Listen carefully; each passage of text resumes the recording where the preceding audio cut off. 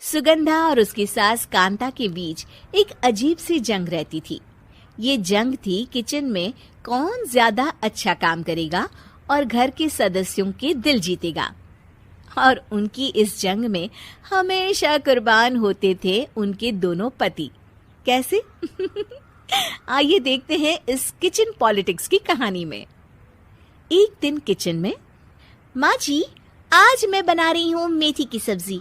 इस खाने से घर वालों के पेट की सारी समस्या खत्म हो जाएगी। और मैं बना रही हूँ तड़के वाली छाछ, जिसे पीते ही गैस की समस्या कभी नहीं होगी।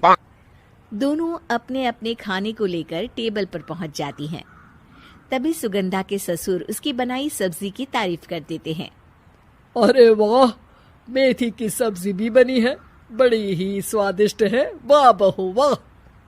अरे बहू, लेकिन इसमें इतनी सारी मेथी बर्बाद करने की क्या जरूरत थी?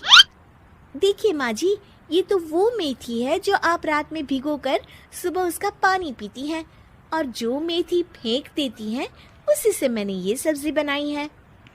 अरे वाह बहू, तुमने तो बड़ा ही समझदारी का काम किया। बस अब क्या था, कांता जी का तो मानो ये सुनकर खून ही सूख गया। वो फैसला कर लेती है कि किसी भी तरह वो अपने खाने की तारीफ लेकर ही रहेगी और सुगंधा को किचन में उसकी कमियां गिनाएगी। कांता फ्रिज खोलकर देख रही होती है और फिर सुगंधा से कहती है, अरे बहू, ये क्या, पूरा फ्रिज गंदा पड़ा है। तभी वहाँ सुगंधा का पति आ जाता है। वो सुगंधा को डांट कर कहता है, सुगंधा, तुम्हें कितनी बार कह रखा है कि वायरस फैल रहा है, साफ सफाई का पूरा ख्याल रखना है, लेकिन तुम किचन में इतनी गंदगी रखोगी तो कैसे चलेगा। सुगंधा सास की तरफ देखती है जहाँ वो मुस्कुरा रही होती है। सुगंधा समझ जाती है कि सास ने उससे बदला लेने के लिए ये सब किया है। दोनों रात के खाने की तैयारी में लग जाती हैं। दोनों ना एक दूसरे की तरफ देखती हैं और ना ही एक दूसरे से बातें करती हैं। रात को खाने की टेबल पर एक एक कर दोनों कई तरह के अलग अलग व्यंजन टेबल पर लगा देती हैं और अपने अपने पति के पास जाकर खड़ी हो जाती हैं। अरे खाइए जी खाइए, मैंने बड़ी मेहनत से बनाया है। प्लेट में वो खाना डालती हैं। सुगंधा भी दोनों की प्लेट में खाना डालते हुए कहती है, बड़ी ही मेहनत लगी है इस खाने को बनाने में। हाँ, दोनों को ना चाहते हुए भी सारा खाना खाना पड़ता है। कहीं दही तो कहीं मलाई तो कहीं मसाला। और इन सब के बाद दोनों बड़ी ही मुश्किल से अपने कमरे में सोने जाते हैं। लेकिन अगली सुबह सुगंधा का पति चिल्ला रहा होता है, हाय रे, हाय मेरा तो पेट खराब हो गया, हाय माँ बहुत दर्द हो रहा है। तो वहीं कांता के कमरे से भी कुछ ऐसी ही आवाज आने लगती है। हे भगवान, इस सास बहू की लड़ाई हमारी जान लेकर रहेगी। जाओ कोई डॉक्टर को बुला कर लाओ।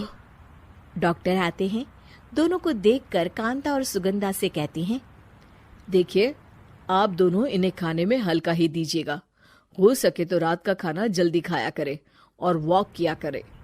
इतना कहकर डॉक्टर वहां से चले जाते हैं। जिसके बाद एक बार फिर से दोनों बहुएं किचन में जाती हैं और खाना बनाने में लग जाती हैं। रात में खाने के टेबल पर दोनों एक बार फिर से खाना लगाने लगती है। पापा जी, मैंने ये पतली मूंग की दाल की खिचड़ी के साथ ये पापड़ और पुदीने की चटनी भी बनाई है।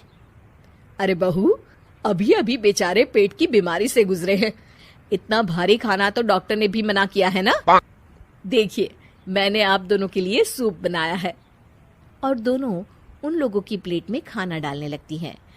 तभी दोनों एक साथ बोल पड़ते हैं, बस करो, हमें माफ करो, हमें नहीं खाना इस घर में ना खिचड़ी और ना ही सूप। हम इंसान हैं, एक वक्त में एक ही खाना खा सकते हैं। बस करो, हमें माफ करो, हमें नहीं खाना इस घर में ना खिचड़ी और ना ही सूप। हम इंसान हैं, एक वक्त में एक ही खाना खा सकते हैं। इतना कहकर वो दोनों वहां से चले जाते हैं। कहानी का अंत। आप लोग उम्मीद कर रहे होंगे कि अंत में सब ठीक हो जाएगा।